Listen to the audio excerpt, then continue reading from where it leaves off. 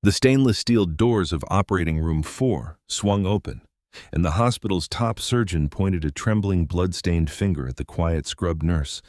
"Get out! You're fired!" He expected her to beg. He did not expect a 4-star military convoy to lock down his hospital an hour later. To the administration at Chicago's Mercy Presbyterian Hospital, Morgan Sullivan was just a payroll number. To the junior residents, she was Morgan, the quiet, unsmiling scrub nurse who never joined them for post-shift drinks and always wore long-sleeve scrubs, even in the sweltering heat of a Midwest summer. But to anyone who actually paid attention inside Operating Room 4, Morgan was the invisible gravity that kept the chaos from spinning out of control. She possessed an eerie, almost unnatural calm. While alarms blared and monitors screamed, Morgan's heart rate never seemed to rise. She moved with a frightening efficiency, handing over retractors and scalpels a fraction of a second before they were requested. Her eyes, a sharp pale blue, missed nothing.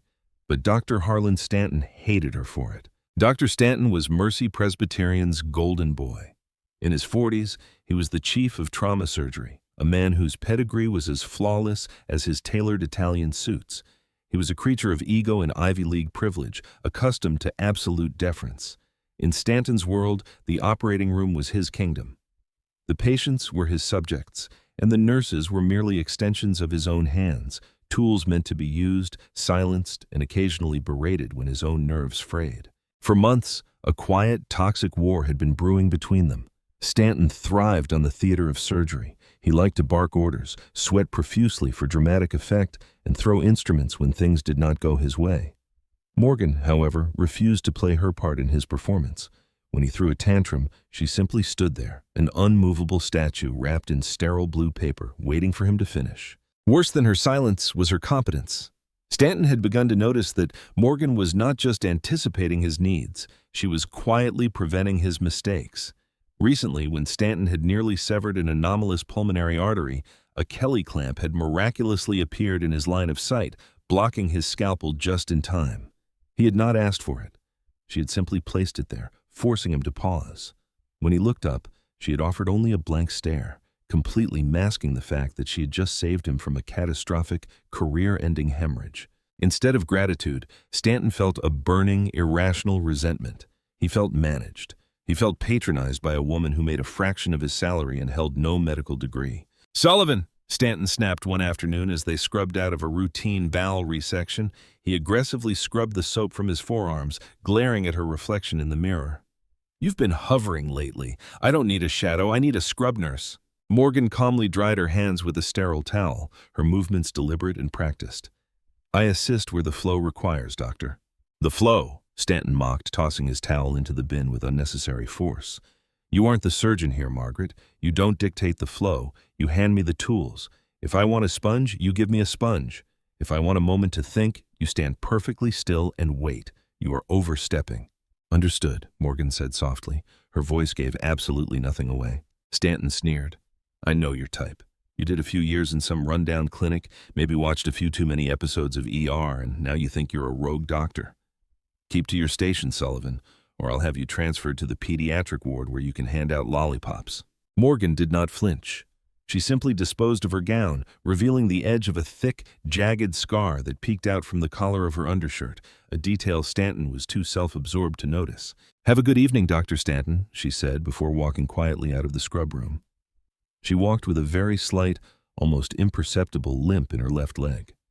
It was a phantom ache, a souvenir from a life Stanton could not begin to comprehend. Before she was scrubbing in at a sterile Chicago hospital, Morgan Sullivan had spent years attached to a classified Joint Special Operations Command unit. She was not just a nurse, she had been a combat surgical specialist, stabilizing shattered soldiers in the back of violently pitching Black Hawk helicopters while taking incoming fire. She had worked with mud, sand, and blood caked up to her elbows, performing emergency tracheotomies with pocket knives and sealing chest wounds with nothing but sheer will and medical tape. Stanton's sterile, brightly lit operating room was a vacation. His tantrums were nothing compared to the deafening roar of a mortar shell. But Morgan liked the quiet.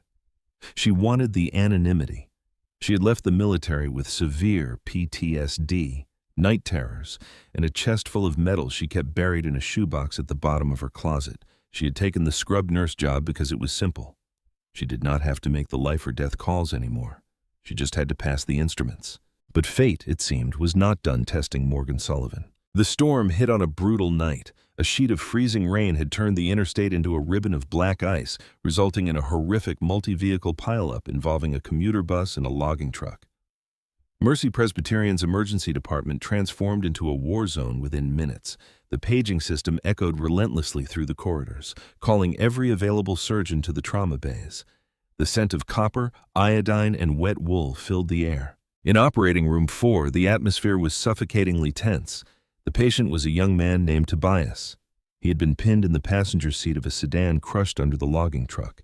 His chest cavity was severely compromised, his ribs shattered, and his blood pressure was plummeting so fast the anesthesiologist was openly sweating. "Pressure is 60/40 and dropping," the anesthesiologist barked, his eyes glued to the monitor. "He's bleeding out somewhere. We're losing him, Harlan." Stanton was elbow-deep in the young man's open abdomen, frantically searching for the source of the hemorrhage. His forehead was slick with sweat. His hands, usually so precise, were trembling. The sheer volume of dark, pooling blood was overwhelming the suction tubes. "More suction!" Stanton yelled, his voice cracking with panic. "I can't see a damn thing! Sponge, give me another lap sponge!" Morgan slapped the sponge firmly into his palm. "It's not in the abdomen," she said quietly. Stanton didn't look up. "Shut up, Sullivan. I didn't ask for your opinion. It's the spleen. It has to be." "The spleen is intact," Morgan stated, her eyes locked on the cavity. "The blood is welling from above the diaphragm. It's a descending aortic tear. You need to open his chest." "I am the surgeon," Stanton roared, his voice bouncing off the tiled walls. "His belly is filling with blood. Clamp. Give me a right-angle clamp."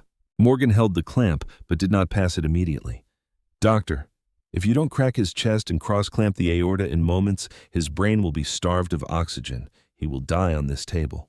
"Give me the damn clamp!" Stanton screamed violently, snatching it from her tray and knocking a row of delicate scalpels onto the floor with a metallic clatter. The heart monitor suddenly changed its pitch. The steady rhythmic beep dissolved into a rapid, erratic trill. Ventricular fibrillation. The patient was crashing. "He's coding!" the anesthesiologist shouted. "Starting compressions!" Chaos erupted. The circulating nurses scrambled for the crash cart. Stanton completely froze. He stared at the pool of blood, his mind entirely blanking under the crushing weight of the moment.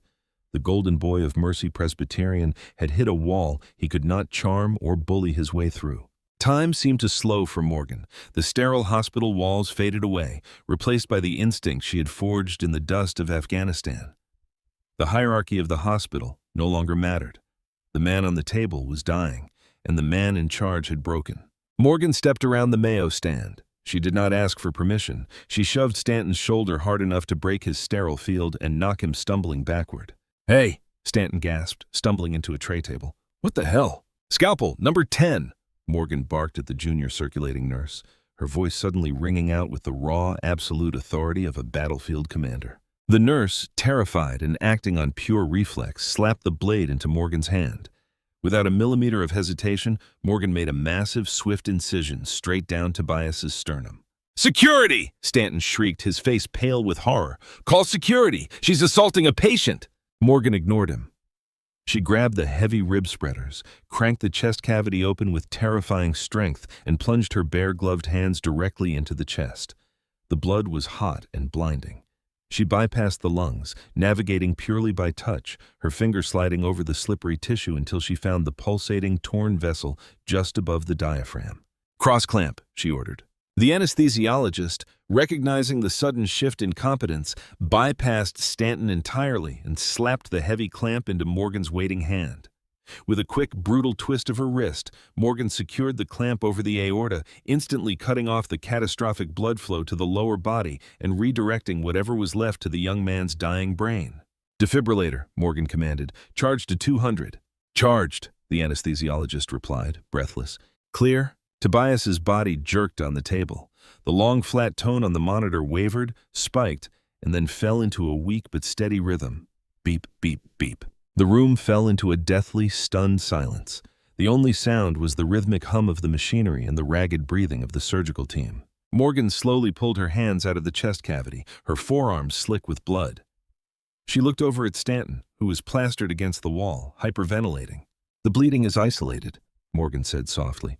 stepping back to her original position as if nothing had happened. "You have critical time to repair the tear before ischemic damage sets in, doctor. I suggest you scrub back in." Stanton's shock slowly morphed into an apocalyptic, blinding rage. His ego had not just been bruised, it had been publicly, brutally eviscerated in front of his entire staff. A nurse, a lowly scrub nurse, had physically pushed him aside, hijacked his surgery, and saved a patient he was about to lose. He did not scrub back in. He pointed a trembling, blood-stained finger directly at her face.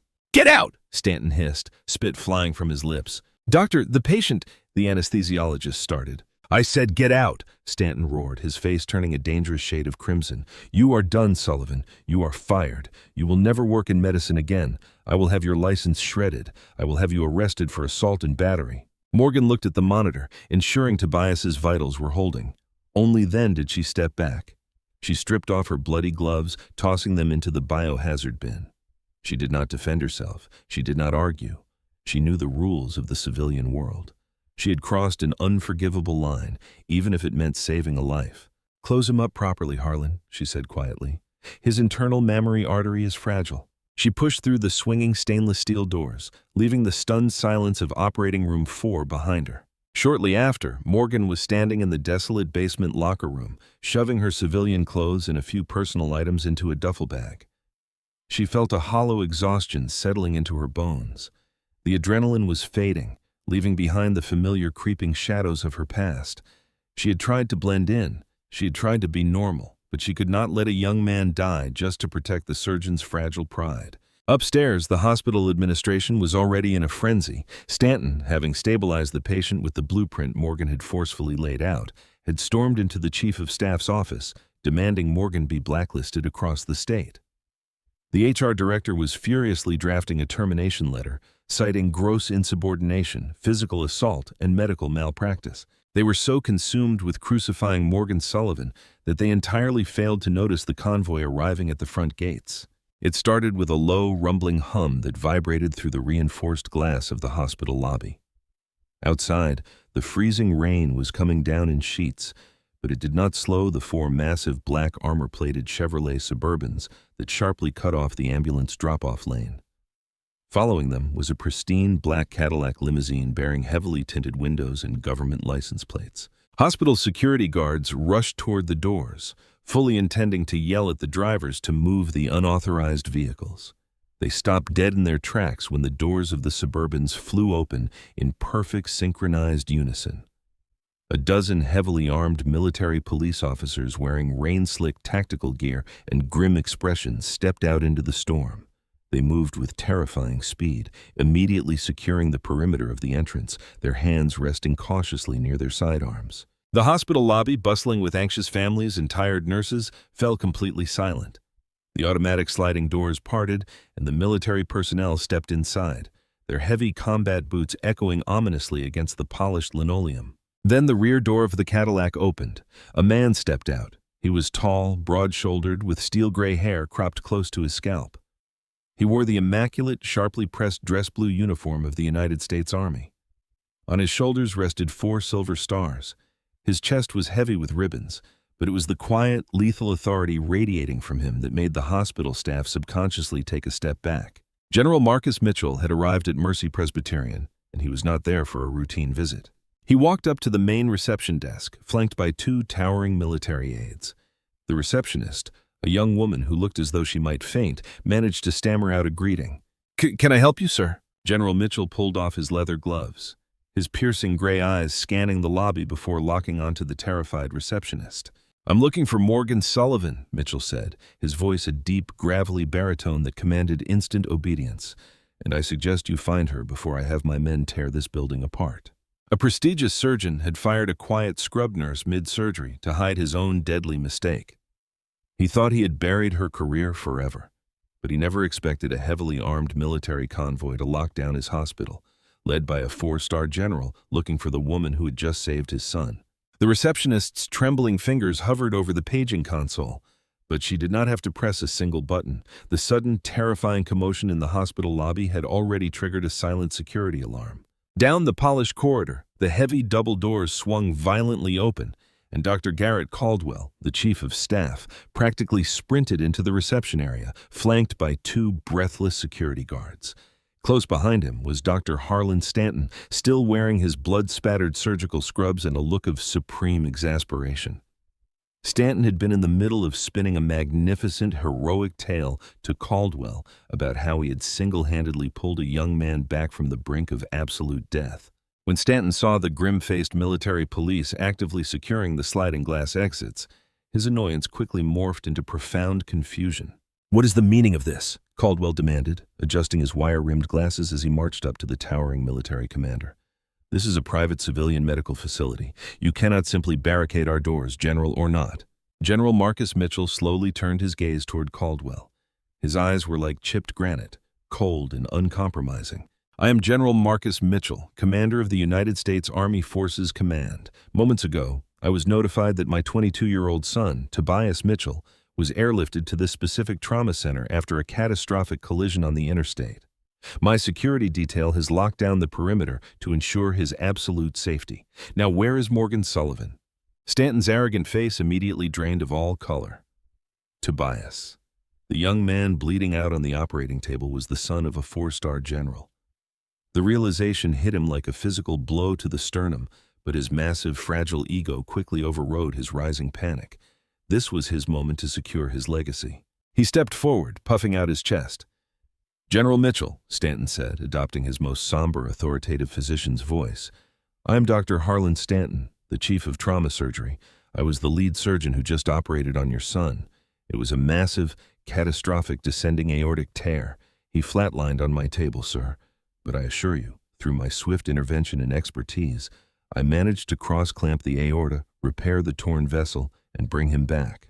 Your son is perfectly stable." General Mitchell looked at Stanton, his weathered expression completely unreadable. "You saved my son, Dr. Stanton?" "I did, sir," Stanton lied smoothly, a confident, patronizing smile playing at the corners of his mouth. "It was undoubtedly the most difficult procedure of my career, but I didn't stop fighting for him. He is currently recovering comfortably in the intensive care unit." Mitchell stared at him in complete, suffocating silence for 3 agonizing seconds. Then he slowly reached into his crisp uniform jacket and pulled out a rugged digital tablet. "That is fascinating, Dr. Stanton," Mitchell said, his voice dropping to a dangerously low decibel, "because according to Dr. Samuel Evans, your lead anesthesiologist, who just spoke to my medical liaison moments ago, you froze. You panicked, dropped your instruments, and allowed my boy's heart to stop beating entirely." Stanton took a rapid step back, his mouth opening and closing like a suffocating fish. "General, that is a gross misrepresentation of the facts. Evans is confused. The chaos of the operating room..." "The anesthesiologist stated," Mitchell interrupted, his voice now booming through the silent lobby like thunder, "that a scrub nurse shoved you out of the way, cracked my son's chest open, and blindly clamped his aorta with her bare hands while you cowered against a tiled wall, screaming for hospital security. Is that true, doctor?" Caldwell whipped his head toward Stanton, his eyes wide with utter horror. "Harlan, what on earth is he talking about?" Stanton was sweating profusely now, his polished demeanor shattering into a million pieces. "She assaulted me. She is a rogue, unstable scrub nurse who flagrantly violated every known hospital protocol. I fired her immediately, Harrison, and I am having human resources press criminal charges as we speak. That woman should be in handcuffs." General Mitchell stepped directly into Stanton's personal space. The height difference was only a few inches, but Mitchell's sheer, terrifying presence made the arrogant surgeon look like a frightened, undisciplined child. "You fired her," Mitchell stated, the words slicing through the stagnant air like a razor blade. "Yes," Stanton stammered, clinging desperately to his rapidly evaporating false authority. "She is a profound danger to this hospital." Mitchell turned his broad back on the trembling surgeon with a look of pure disgust and looked directly at Caldwell. "Chief Caldwell, you have exactly 2 minutes to take me to Morgan Sullivan before I have my men dismantle this entire medical facility brick by brick to find her." Caldwell swallowed hard, terrified. She was sent to the basement locker rooms to pack her personal belongings. "General, please follow me." The procession moved swiftly through the sterile corridors. Mitchell, his 2 loyal aides, the heavily armed military police, Caldwell, and a pale, violently shaking Stanton descended into the subterranean level.